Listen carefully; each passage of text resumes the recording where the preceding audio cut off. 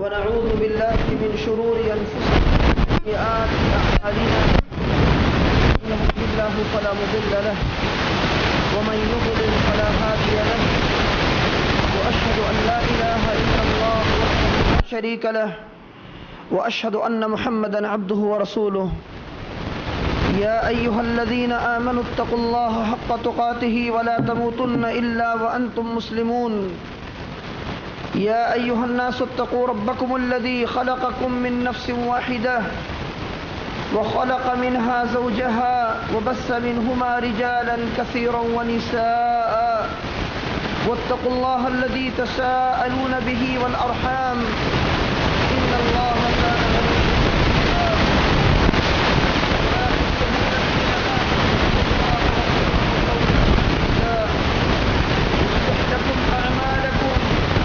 ويغفر لكم ذنوبكم ومن يطع الله ورسوله فقد فاز فوزا عظيما أما بعد فإن أصدق الحديث كتاب الله وخير الهدي هدي محمد صلى الله عليه وسلم وشر الأمور محدثاتها وكل محدثة بدعة وكل بدعة ضلالة وكل ضلالة في النار فأعوذ بالله السميع العليم من الشيطان الرجيم من همزه ونفخه ونفثه ولقد سبقت كلمتنا لعبادنا المرسلين إنهم لهم المنصورون وإن جندنا لهم الغالبون.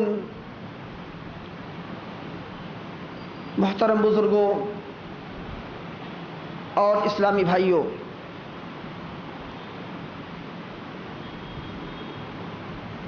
آج کا یہ مسلمانوں کے لیے بابرکت دن اللہ تعالیٰ کی طرف سے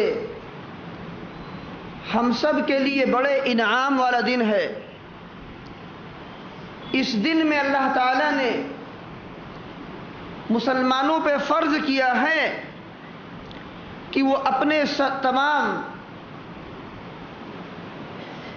کاموں کو چھوڑ کر، ساری مصروفیات سے الگ ہو کر آپس میں مل بیٹھیں اور اپنی شریعت کی تعلیمات میں سے کچھ باتیں جمعہ کے خطبے کے ذریعے سے وہ سیکھیں.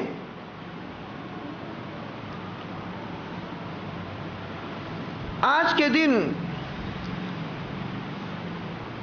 آپ سے اس ملاقات پر بہتر سمجھا کہ ایک بہت ہی اہم مسئلہ جو کسی فرقے یا جماعت، مسلک یا مذہب کا مسئلہ نہیں ہے، بلکہ یہ ایک اتنی اہمیت کا مسئلہ ہے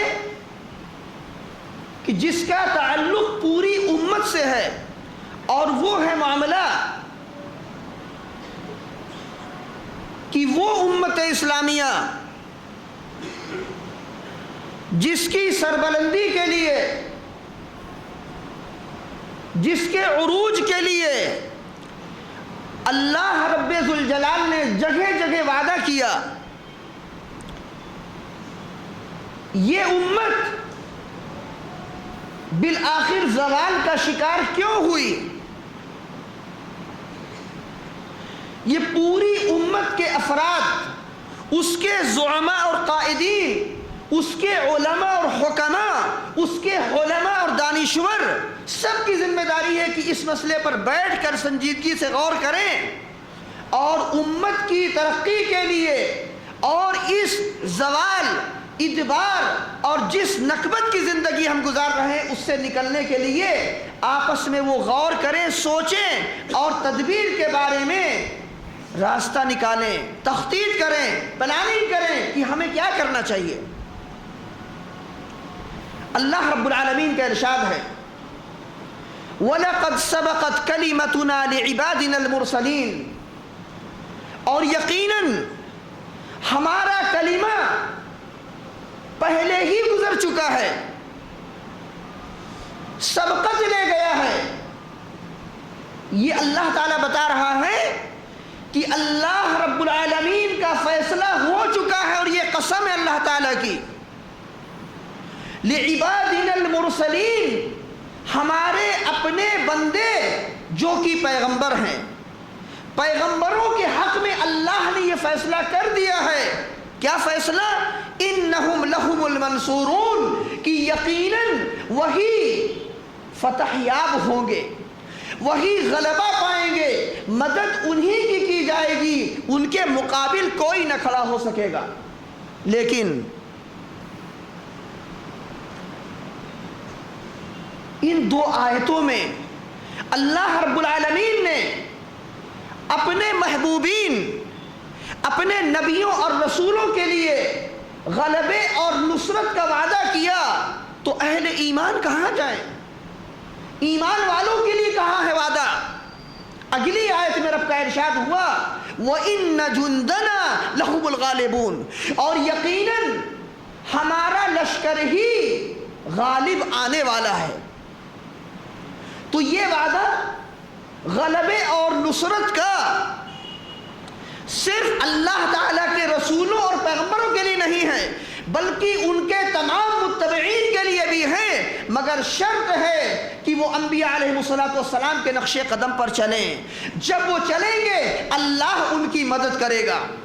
رب العالمین نے اور فرمایا اِنَّا لَنَنْصُرُ رُسُلَنَا وَالَّذِينَ آمَنُوا فِي الْحَيَاةِ الدُّنْيَا وَيَوْمَ يَقُومُ الْأَشْهَادُ، اور یقیناً ہم اپنے رسولوں کی مدد کرتے ہیں، صرف رسولوں کی نہیں، وَالَّذِينَ آمَنُوا، اور جو ایمان والے ہیں ہم ان کی بھی مدد کرتے ہیں، فی الحیات الدنیا، دنیاوی زندگی میں بھی، وَيَوْمَ يَقُومُ الْأَشْهَادُ، اور جس دن گواہی دینے والے کھڑے ہوں گے، یعنی روز قیامت بھی، اور روز قیامت میں اہل ایمان کا غلبہ، ان کی نصرت، اللہ کی طرف سے ان کی مدد، ان کی تائید اور ان کے لیے جنت کا فیصلہ، یہ ہم سب کا ایمان ہے کہ کافروں کے اللہ تعالیٰ نے جنت کو نہیں پیدا کیا ہے، ایمان والوں ہی کے لیے پیدا کیا ہے۔ لیکن اس دنیا کے اندر جب ہم غور کرتے ہیں تو انسان غور کرنے پر مجبور ہوتا ہے اور پریشان ہو جاتا ہے کہ رب کریم کے وعدے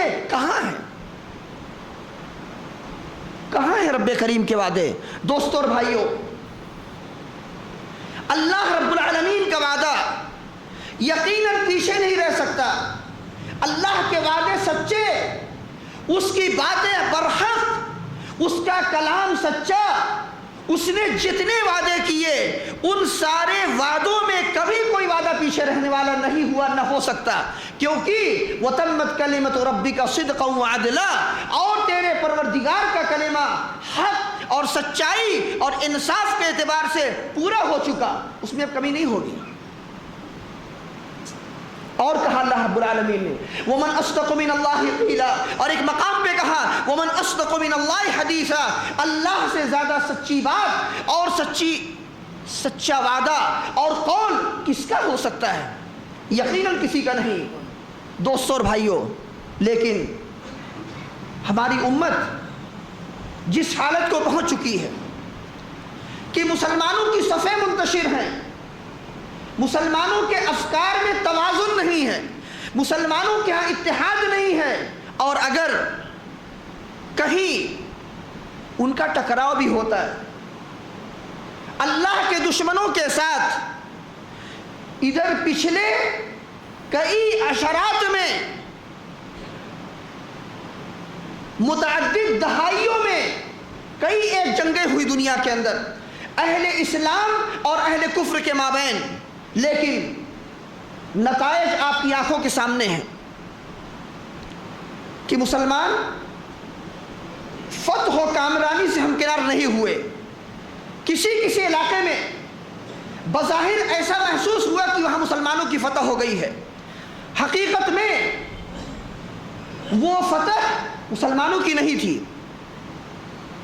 وہ ایک آئینہ تھا جس میں مسلمانوں کو نظر آ رہا تھا کہ ہم یہ جنگ جیت چکے ہیں۔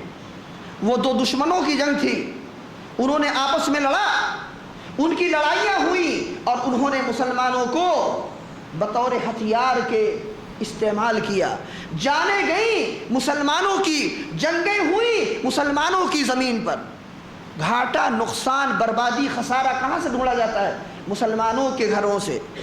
مسلمانوں کے یہاں جو خیرات، جو برکتیں اللہ نے دی ہوئی ہیں، ان کو استعمال کیا جاتا ہے مسلمانوں کو تباہ کرنے کے لیے۔ تو میں بتا یہ رہا تھا کہ ان ساری جنگوں کے اندر جو کچھ پیش آیا، مسلمانوں کی شکست دیکھنے میں آئی۔ تو ہم لوگ اس سلسلے میں غور کرنے پر، تدبر کرنے پر کیوں نہیں اپنے آپ کو ابھارتے؟ اللہ رب العالمین نے ایک ضابطہ بتا دیا ہے کہ ان اللہ لا یغیر ما بقوم حتی یغیروا ما بانفسہم۔ یقیناً اللہ تعالیٰ کسی بھی قوم کی حالت نہیں بدلتا یہاں تک کہ وہ قوم اپنی حالت کو خود بدلنے پر راضی ہو جائے۔ پتہ چلا کہ ہم لوگ خود اپنی حالت کو بدلنے پہ ابھی راضی نہیں ہیں۔ اگر ہوں گے تو ہم اسباب کو تلاش کریں گے۔ زوال کے اسباب کیا ہیں اور عروج کے اسباب کیا ہیں، فتح و کامرانی اس کے اسباب و عوامل کیا ہیں۔ اور ایک قاعدہ آپ یہ جان لیجئے کہ مسلمانوں کی نصرت، فتح و کامرانی اور ان کی تمکین کے جو اسباب ہیں، ان اسباب کو چھوڑ دینا، ان سے کنارہ کشی اختیار کر لینا، یہ ہمارے زوال کے اسباب ہیں۔ دونوں ایک دوسرے کی ضد ہیں۔ اور اللہ تعالیٰ نے قرآن مجید میں بتا دیا کہ وَمَا النَّصْرُ إِلَّا مِنْ عِنْدِ اللَّهِ، اور مدد، غلبہ تو صرف اللہ کی طرف سے نازل ہوا کرتا ہے۔ تم اپنی طرف سے کوئی جنگ نہیں جیت سکتے۔ اور إِن يَنْصُرْكُمُ اللَّهُ فَلَا غَالِبَ لَكُمْ، اور اگر اللہ تمہاری مدد کرے تو کوئی بھی تم پر غالب نہیں آ سکتا۔ وَإِن يَخْذُلْكُمْ فَمَنْ ذَا الَّذِي يَنْصُرُكُمْ مِنْ بَعْدِهِ، اور اگر وہی تمہیں بے یار و مددگار چھوڑ دے تو کون تمہاری مدد کرے گا اللہ کے بعد؟ کیا پتہ چلا ان دو آیتوں سے؟ پتہ چلا کہ مدد، عروج، غلبہ اگر مسلمان چاہتے ہیں تو اس کا سوال وہ اپنے رب سے کریں، اپنے رب سے مانگیں، ہم رجوع کریں پروردگار کی طرف، نہ کہ ان دنیا والوں کی طرف، یا دنیا والوں سے ہم پناہ مانگے نہیں۔ امام ابن قیم رحمہ اللہ تعالی نے ایک جگہ لکھا، کہتے ہیں تم اس بات میں نہ پریشان ہو کہ دشمن یا شیطان تمہارے اوپر کیسے غالب آیا، تم اس بات پہ غور کرو کہ تمہارا حامی، ناصر، مددگار اور جو حسبنا اللہ و نعم الوکیل پڑھتے ہو وہ تمہارا کارساز، وہ تمہارا مہربان معبود، اس کی تائید، اس کی نصرت تم سے دور کیسے ہو گئی؟ تم اس پہ غور کرو۔ یہ حقیقت میں غور کرنے کی بات ہے کہ کمی مسلمانوں کی طرف سے اپنے دین میں جو کوتاہیاں انہوں نے کی، دین کی تطبیق میں کمی وہاں سے آئی، اور اس کے بعد مسلمانوں کا زوال شروع ہو گیا۔ اب سے تقریباً 1 صدی قبل جن لوگوں کی لمبی عمریں ہمارے معاشرے کے اندر ہیں، ان سے آپ دریافت کر سکتے ہیں، انہوں نے وہ زمانہ یا دیکھا ہوگا یا اس کے بعد کا جو زمانہ آیا اس عہد کے وہ قریب تھے کہ مسلمانوں کی دنیا میں ایک خلافت تھی، مسلمانوں کا ایک حاکم ہوا کرتا تھا۔ اس خلافت کو دشمنان اسلام نے سازشیں کر کے ختم کر دیا، اور افسوس کی بات یہ ہے کہ اس اپنی خلافت کو ختم کرنے میں خود مسلمانوں میں سے ہمارے اپنے بہت سے بگڑے ہوئے اور گمراہ بھائیوں کا بھی ہاتھ رہا۔ جو خلافت مسلمانوں کی زائل ہو گئی، ختم ہو گئی، یہ بھی مسلمانوں کے تخلف اور ادبار، دنیا میں پیچھے ہٹنے اور ان کی پستی کا ایک بہت بڑا یہ سبب بنا۔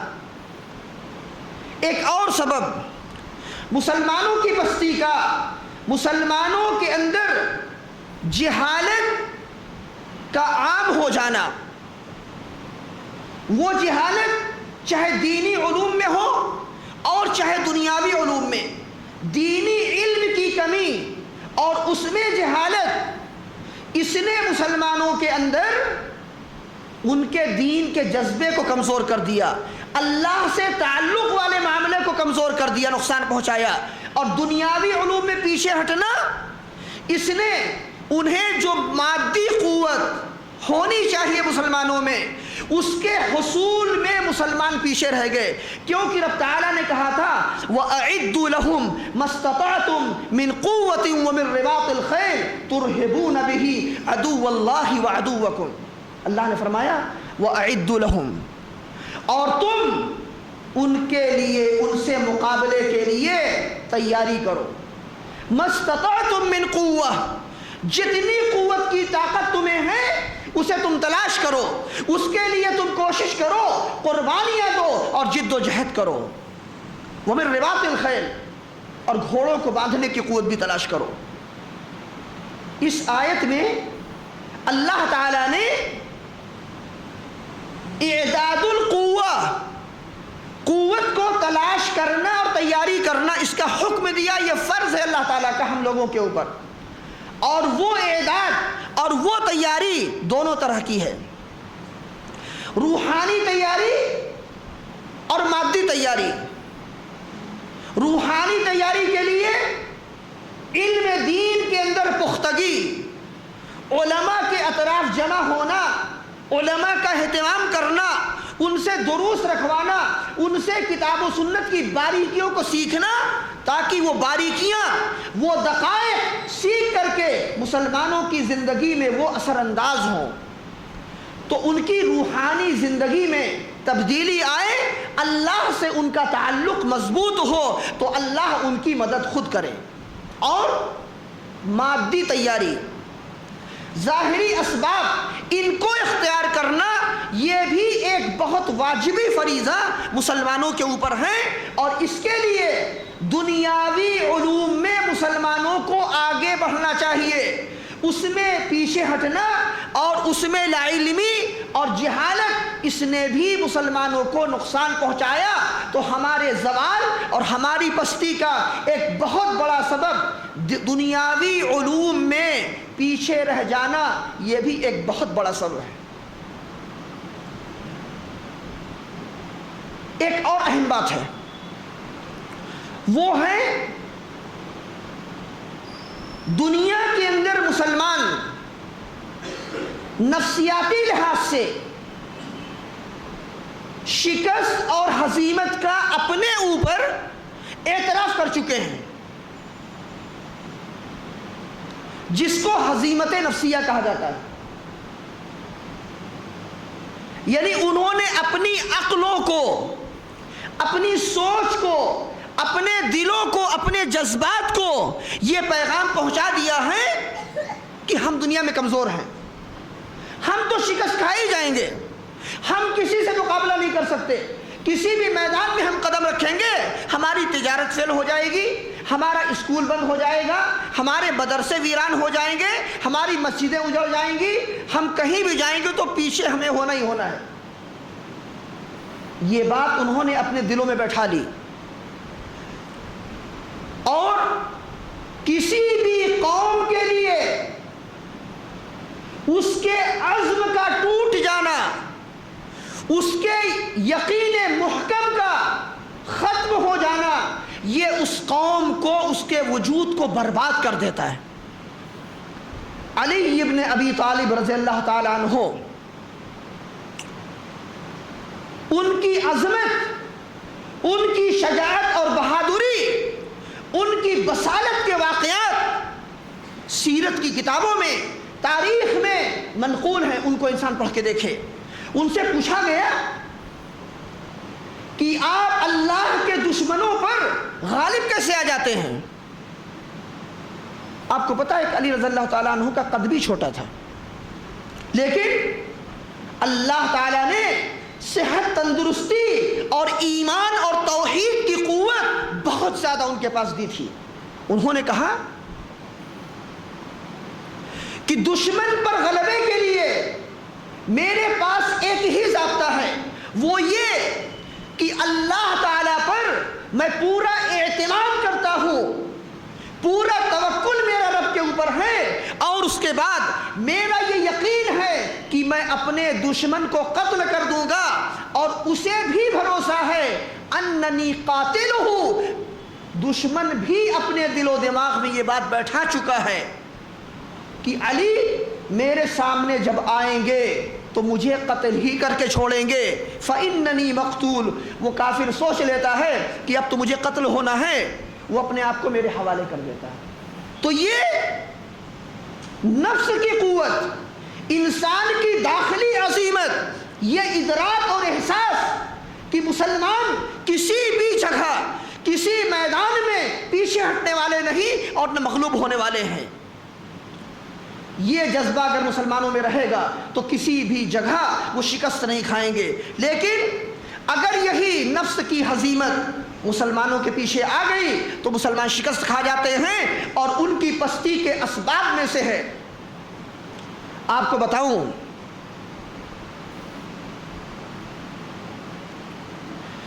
جب مسلمان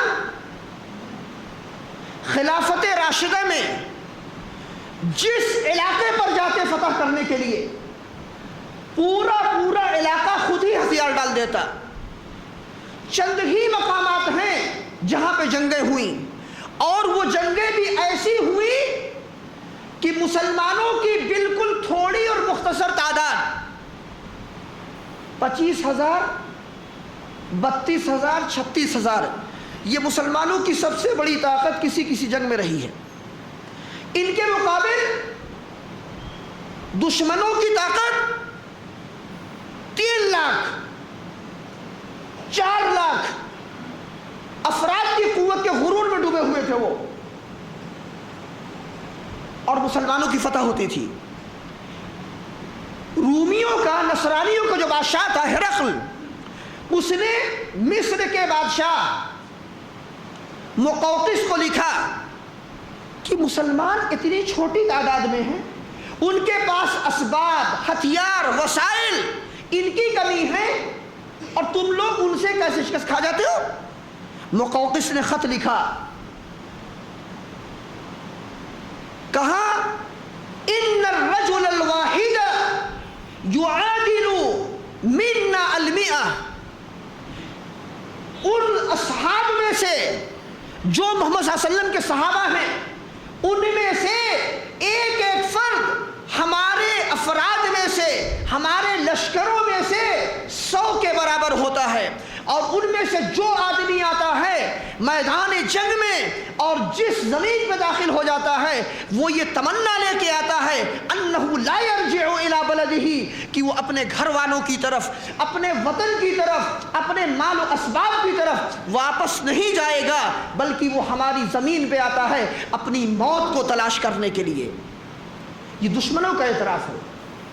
جو قوم اپنی موت سے غافل ہو جاتی ہے، موت سے ڈرتی نہیں، موت کے سامنے جری ہو جاتی ہے، اس قوم کے سامنے دنیا کی کوئی طاقت رک نہیں سکتی۔ اسی لیے خالد بن ولید رضی اللہ تعالی عنہ کے بارے میں آیا کہ دشمنوں نے انہیں خط لکھا اور کہا خالد واپس چلے جاؤ، ہم نے بڑے ہتھیار جمع کیے ہیں، فوجوں کی بڑی خطرناک تربیت کی ہے، اور ہم تمہارا یہ نقصان کر دیں گے۔ انہوں نے خط جواب لکھا، کہا میں تمہارے پاس ایک ایسی قوم کو لے آیا ہوں جو موت کو اس طرح پسند کرتے ہیں جیسے تم لوگ زندگی کو پسند کرتے ہو، تم لوگ جیسے جینا چاہتے ہو، ہم لوگ یہاں اپنی موت کو تلاش کرنے آئے ہیں۔ عمرو بن العاص رضی اللہ تعالی عنہ مسلمانوں کے عظیم کمانڈروں میں سے ہیں، جنگ کی قائدانہ صلاحیتیں جتنی مسلمان قائدین میں تھی، دنیا کے کسی دین کے ماننے والوں کے قائدین میں نہیں پیدا ہوئی۔ انہی عظیم قائدین میں تاریخ عظیم کا وہ انسان جس کا نام ہے عمرو بن العاص رضی اللہ تعالی عنہ، صحابی رسول صلی اللہ علیہ وسلم، انہوں نے خط لکھا فاروق اعظم کو کہ میں مصر کے ملک پر پر چڑھائی کرنے جا رہا ہوں اور میرے پاس افراد کی بڑی کمی ہے، فوج میری بڑی چھوٹی ہے، آپ نے کچھ میرے تعاون کے لیے مدینہ سے کچھ فوج کو آپ بھیج دیتے۔ امیر المومنین فاروق اعظم نے خط لکھا، اما بعد فإنی ابعث الیک بأربعۃ آلاف رجل، کہا حمد و ثنا کے بعد اور اس کے حبیب پر درود و سلام کے بعد میں تمہیں یہ لکھ رہا ہوں کہ میں 4000 فوجیوں کو تمہارے پاس میں نے بھیجا ہے، ان کو میں نے روانہ کر دیا ہے۔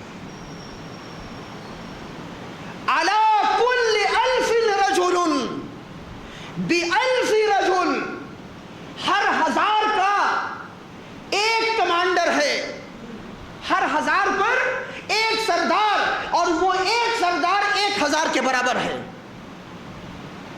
1000 کے برابر۔ تو کتنے ہوئے؟ کہا میں نے تمہارے پاس 8000 فوجی بھیج دیے ہیں، جنگ لڑو۔ آپ دیکھیں صحابہ کا ایمان، وہ 4، تاکہ آپ بھول نہ جائیں یا میں نہ بھول جاؤں، ان کا نام یاد رکھ لیجئے، وہ 4 صحابہ، وہ 4 کمانڈر، جن میں سے ایک ایک فرد 1000 کی قوت کا انسان تھا۔ کہاں؟ تمہارے پاس میں بھیج رہا ہوں زبیر ابن عوام کو، جن کے بارے میں کہا نبی صلی اللہ علیہ وسلم نے ان لکل نبی حواری وان حواری الزبیر، ہر نبی کا ایک حواری ہوتا ہے، زبیر میرا حواری ہے۔ نبی صلی اللہ علیہ وسلم کے ساتھ بھائی جنتی صحابی عشرہ مبشرہ میں سے زبیر ابن العوام رضی اللہ تعالی عنہ، اسلام کی وہ اولین کرنیں جنہوں نے بالکل ابتدائے عہد میں نبی صلی اللہ علیہ وسلم پر ابھی وحی 3 یا 4 دن کا فاصلہ تھا، صدیق اکبر نے نبی صلی اللہ علیہ وسلم کے پیغام کو 4-5 صحابہ پر پیش کیا، ان میں ایک زبیر بن عوام ہیں۔ اس مرد مومن نے فوراً لبیک کہا صدیق اکبر کی دعوت پر، اور نبی صلی اللہ علیہ وسلم کے پاس آئے اور کلمہ توحید کا اقرار کیا۔ تو یہ کون ہیں؟ سابقین اولین میں سے ہیں۔ زبیر ابن العوام نمبر 1، اور دوسرے مقداد ابن الاسود رضی اللہ تعالی عنہ، یہ دوسرے صحابی ہیں، اور تیسرے عبادہ ابن الصامت رضی اللہ تعالی عنہ، اور چوتھے ہیں خارجہ ابن زید رضی اللہ تعالی عنہ۔ ان میں سے ایک ایک صحابی، ایک ایک کمانڈر 1000 فوجی کے برابر ہوا کرتا تھا۔ یہ بات تو نبی صلی اللہ علیہ وسلم نے کہی، مستدرک حاکم کی حدیث ہے، لصوت ابی طلحہ فی الجیش خیر من 1000 رجل، ابو طلحہ کی ایک آواز کہ وہ لشکر میں موجود ہیں 1000 فوجیوں سے بہتر اور بڑی آواز ہوتی ہے۔ وہ اتنے بہادر تھے یہ صحابہ۔ غور کرنے کی بات ہے کہ ان صحابہ کرام رضی اللہ تعالی عنہم میں اتنی قوت ایمان کی، دشمنوں سے مقابلے کی کیسے آئی، کہاں سے پیدا ہوئی؟ دوستوں اور بھائیوں، یہ ہے تربیت رسول کریم صلی اللہ علیہ وسلم کی، جنہوں نے سابقین اولین کی تربیت توحید خالص پر کی۔ جنگ یمامہ ہو رہی ہے۔ یمامہ آپ لوگ جانتے ہوں گے، سنتے رہتے ہوں گے بار بار، وہ جنگ جو صدیق اکبر رضی اللہ تعالی عنہ کی خلافت میں ہوئی۔ مسیلمہ کذاب پر ایمان لانے والوں کے مقابلے میں اس کا نام ہے یمامہ کی جنگ، اور مسیلمہ کذاب کے ماننے والے دنیا کے بڑے بہادروں میں سے تھے، بہت فخر تھا ان کو اپنی بہادری پر۔ جب مسلمانوں کا لشکر مقابلے کے لیے پہنچا، پہلی ہی مٹ بھیڑ میں مسلمان پیچھے بھاگنے لگے۔ اللہ اکبر! یہ اہل توحید ہیں، یہ اہل ایمان ہیں، اور یہ لشکر بھاگنے لگا۔ سالم مولا ابی حذیفہ صحابہ کے علماء اور حفاظ میں سے تھے، انہوں نے پکارا، کہا مسلمانوں، یا اہل سورۃ البقرہ، جن لوگوں نے سورہ بقرہ پڑھی اور یاد کی تھی، تم کہاں بھاگ رہے ہو؟ ان کو یاد آئے وعدے جو رب نے ان سے کیے ہیں، جنت کے وعدے، اور پلٹ کر کے آئے۔ پھر مقابلہ شروع ہوا اور جنگ جیتی گئی۔ راوی کہتے ہیں اس جنگ میں جو نئے مسلمان ہوئے تھے، جن کی تربیت پختہ ابھی نہیں ہو سکی تھی، وہی لوگ بھاگنے والے اور دوسروں کو بھاگنے کے لیے ابھارنے والے ثابت ہوئے۔ اعتماد اللہ کے بعد، اس کی مدد اور توفیق اور تائید کے بعد کس پہ کیا گیا؟ فَلَمْ يَكُنِ الْمُعَوَّلُ يَوْمَئِذٍ إِلَّا عَلَىٰ أَهْلِ السَّبْقِ مِنْهُمْ۔ اس دن کی جنگ جو جیتی گئی، اللہ کی تائید، اس کی نصرت کے بعد جو اہل سبقت تھے، سابقین اولین، ان کی قربانیوں پر یہ جنگ جیتی گئی۔ وہ سابقین اولین جن کی تربیت نبی اکرم علیہ الصلوۃ والسلام نے مکی زندگی میں کی، وہ تربیت توحید خالص پر کی، وہ عقیدے پر کی، اور جب جب وہ عقیدہ بعد میں کمزور ہوتا گیا، توحید میں فرق آتا گیا، مسلمان نفسیاتی لحاظ سے شکست کا شکار ہو گئے۔ جب شکست کا شکار ہو گئے تو دشمنوں کے ہاتھ میں گر گئے، اور اس کے بعد تاریخ میں ایسے ایسے خطرناک واقعات ہوئے کہ انسان ان کو ذکر کرے اور صرف روتا رہے کہ کیا مسلمانوں کے ساتھ یہ بھی ہوا؟ یہ بھی ہوا کہ ایک تاتاری عورت اکیلی آتی ہے اور 50 مسلمان بغداد کے اندر،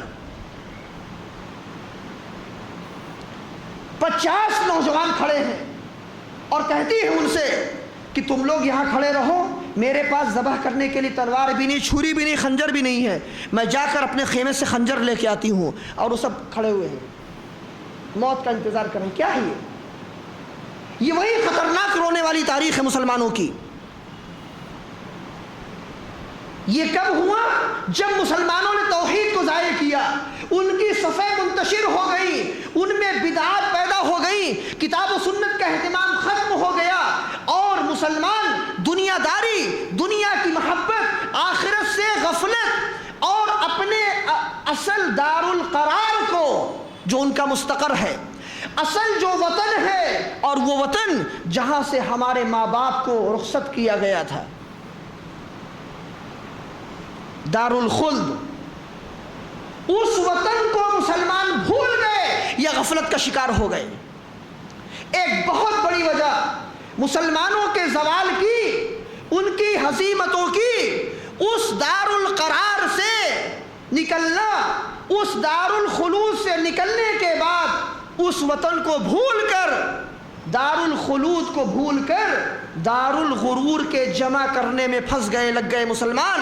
نبی اکرم علیہ الصلوۃ والسلام نے بتایا، کہا یوشک ان تداعى علیکم الامم کما تداعى الاکلۃ الی قصعتها، کہا وہ زمانہ قریب ہے۔ یہ حدیث مسند احمد اور ابو داؤد وغیرہ کی ہے۔ کہا وہ زمانہ قریب ہے جب کہ دنیا کی قومیں تم پر اس طرح ٹوٹ پڑیں گی جیسے بھوکے دسترخوان پہ ٹوٹ پڑتے ہیں۔ صحابہ نے کہا امن قلت نحن یومئذ، کہ اے اللہ کے رسول کیا اس دن ہماری تعداد کم ہوگی؟ آپ نے فرمایا لا بل انتم یومئذ کثیر، بلکہ اس دن تم بہت بڑی تعداد میں ہوگے۔ آج مسلمانوں کی تعداد کو کوئی انسان گن سکتا ہے؟ اتنے ممالک مسلمانوں کے الحمدللہ، اتنی افرادی قوت مسلمانوں کی کہ اگر رجسٹر میں نام لکھے جائیں تو رجسٹر ختم ہو جائیں، کمپیوٹر تھک جائے۔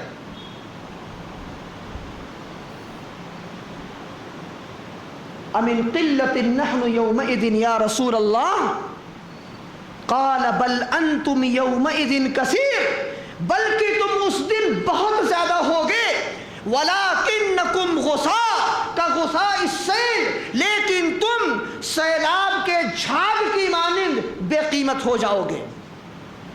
آج ہماری آواز، ہمارے دنیا میں مظاہرات، احتجاج کوئی قیمت نہیں رکھتے۔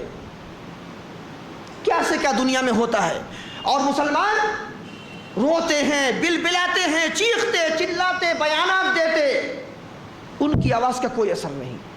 یہ ہے تطبیق، یہ پیشین گوئی حدیث میں ہے۔ تمہاری آواز، تمہاری افرادی قوت کیسی ہوگی؟ کہ غصہ السیل، سیلاب کے جھاگ کی مانند ہوگی۔ اس کے بعد نبی اکرم علیہ السلام نے ہماری بیماری بتائی، سبب بتایا زوال کا، اور اس کے بعد علاج بتایا۔ صحابہ رضی اللہ تعالیٰ عنہ سے آپ نے کہا کہ اس موقع پر وَلَيَنزِعَنَّ اللَّهُ مِن صُدُورِ عَدُوِّكُمْ الْمَهَابَةَ مِنْكُمْ، اور اللہ تعالی تمہارے دشمنوں کے سینوں سے تمہاری ہیبت کو نکال دے گا۔ یہ ہے سبب۔ وَلَيَقْذِفَنَّ فِي قُلُوبِكُمْ الْوَهْنَ، اور اللہ تمہارے دلوں میں وہن کو ڈال دے گا۔ صحابہ نے پوچھا کہ وہن کیا ہے؟ آپ نے فرمایا حب الدنیا و کراہیت الموت، دنیا کی محبت اور موت سے نفرت، یہ دو باتیں تمہارے دلوں میں ڈال دی جائیں گی۔ پتہ چلا کہ ہمارے زوال، ہماری پستی کے بڑے اسباب میں سے ایک سبب دنیا کی محبت، دنیا سے لالچ، اس کے لیے حلال و حرام کی تمیز ختم کر دینا اور موت سے بھاگنا، اور دنیا میں خلد کو، ہمیشگی کو تلاش کرنا، یہ مسلمانوں کی ایک بہت بڑی کمزوری ہے۔ اور اس کے بعد بتایا کہ دشمنوں کے دلوں سے تمہارا رعب اور دبدبہ اللہ نکال دے گا۔ تو دشمنوں کے دلوں میں دبدبہ اللہ ڈالتا ہے، تو ہم کس سے سوال کریں، کس سے رجوع کریں؟ اللہ سے۔ اور ضابطہ جان لیں، ضابطہ ایک ہے، یا ایھا الذین آمنوا ان تنصروا اللہ ینصرکم ویثبت اقدامکم۔ اے ایمان والو، اگر تم اللہ کی مدد کرو گے، یعنی اس کے دین کی تطبیق اور اس پر عمل کرو گے، اللہ کی مدد کرو گے، تمہارے قدموں کو جما دے گا۔ اور اللہ نے فرمایا وَلَيَنْصُرَنَّ اللَّهُ مَن يَنْصُرُهُ، اور یقیناً اللہ تعالیٰ اس کی مدد کرے گا جو اللہ کی مدد کرے گا، یعنی اس کے دین پر عمل کرے گا۔ اور نبی اکرم علیہ السلام نے مسلمانوں کے زوال کے اسباب بتاتے ہوئے کہا ان بنی اسرائیل لما حلت السوء، بنی اسرائیل ہلاکت جب آئی تو وہ قصے کہانی میں لگ گئے۔ پتہ چلا کہ اگر ہماری امت بھی قصے گوئی، بزرگوں کے واقعات، اولیاء کی کرامتیں، ان چیزوں میں پھنس جائے گی تو کتاب و سنت کے احکام پر عمل نہیں کرے گی، اور جب وہ نہیں عمل کرے گی تو کیا ہوگا؟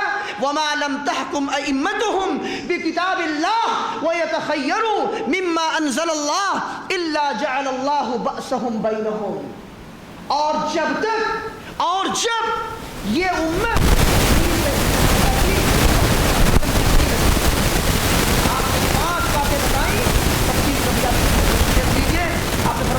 یا معشر المہاجرین خمس اذا ابتلیتم بہن واعوذ باللہ ان تدرکوہن، اے مہاجرین کی جماعت، 5 خصلتیں ہیں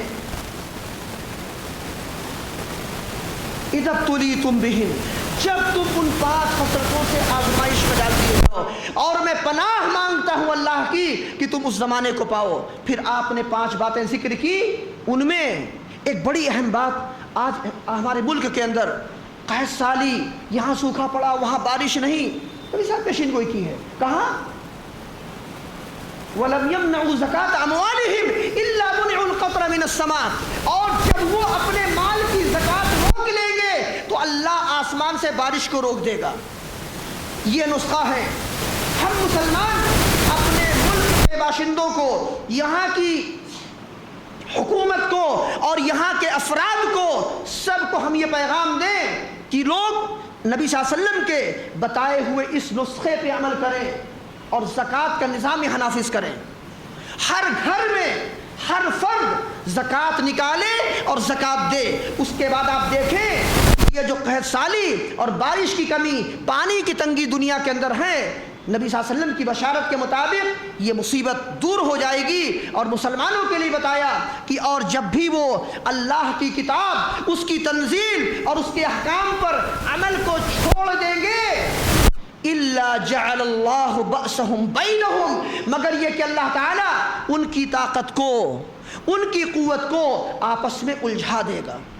یعنی جب وہ اللہ کے احکام پہ نہیں عمل کریں گے، توحید و سنت کو چھوڑ دیں گے، شریعت کے احکام کی پامالی کریں گے، ان میں اختلاف، انتشار قائم ہو جائے گا، ان کی وحدت پارا پارا ہو جائے گی۔ تو اگر مسلمان یہ چاہتے ہیں کہ ان کی سربلندی ہو، ان کو عزت ملے، لوگ عزت کی نگاہوں سے ان کی طرف دیکھیں اور اللہ تعالیٰ ان کو دنیا میں عروج اور اقبال دے، تو وہ اللہ کی شریعت کی طرف واپس پلٹ جائیں، کتاب و سنت پر عمل کریں، اپنی صفوں کو متحد کریں، اور اللہ رب العالمین کا غضب جن باتوں کی وجہ سے نازل ہوتا ہے ان حرکتوں سے توبہ کر کے دور ہو جائیں۔ اللہ تعالیٰ ان کے زوال کو، ان کی پستی کو دور کر کے انہیں عروج اور اقبال دے گا۔ رب کریم سے دعا ہے کہ اے مولا تو مسلمانوں کے حال پہ رحم کر، ہماری صفوں کو ایک کر، ہمیں کتاب و سنت پر عمل کی توفیق دے، ہمیں یہود و نصارہ کے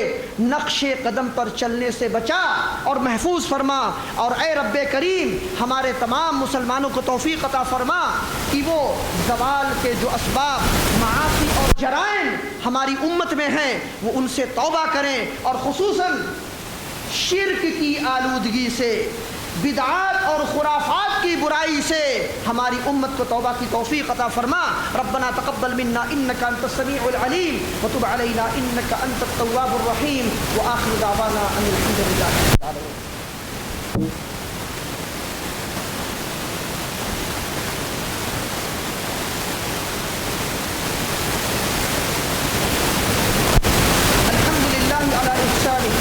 والشكر له على توفيقه وامتنانه، وأشهد أن لا إله إلا الله وحده لا شريك له تعظيما لشأنه، وأشهد أن محمدا عبد الله ورسوله الداعي إلى رضوانه، والصلاة والسلام على رسول الله وعلى آله وأصحابه وإخوانه والتابعين لهم بإحسان إلى يوم الدين، أما بعد، أعوذ بالله من الشيطان الرجيم، إن الله وملائكته يصلون على النبي يا أيها الذين آمنوا صلوا عليه وسلموا تسليما، اللهم صل على محمد وعلى آل محمد كما صليت على إبراهيم وعلى آل إبراهيم إنك حميد مجيد، وبارك على محمد وعلى آل محمد كما باركت على إبراهيم وعلى آل إبراهيم إنك حميد مجيد، وارض اللهم عن الصحابة الأخيار والتابعين الأبرار والتابعين لهم بإحسان إلى يوم القرار، وعنا معهم بعفوك وكرمك يا عزيز يا غفار، اللهم أعز الإسلام والمسلمين وأذل الشرك والمشركين ودمر أعداءك أعداء الدين، اللهم رد المسلمين إلى دينك ردا جميلا، واجمع كلمتهم على الكتاب والسنة وعلى الحق والهدى يا رب العالمين، اللهم رد المسلمين، اللهم رد المسلمين إلى توحيدك واتباع سنة نبيك صلى الله عليه وسلم يا أكرم الأكرمين يا ذا الجلال والإكرام ويا ذا الطول والإنعام، ربنا آتنا في الدنيا حسنة وفي الآخرة حسنة وقنا عذاب النار، وسبحانك اللهم وبحمدك أشهد أن لا إله إلا أنت أستغفرك وأتوب إليك۔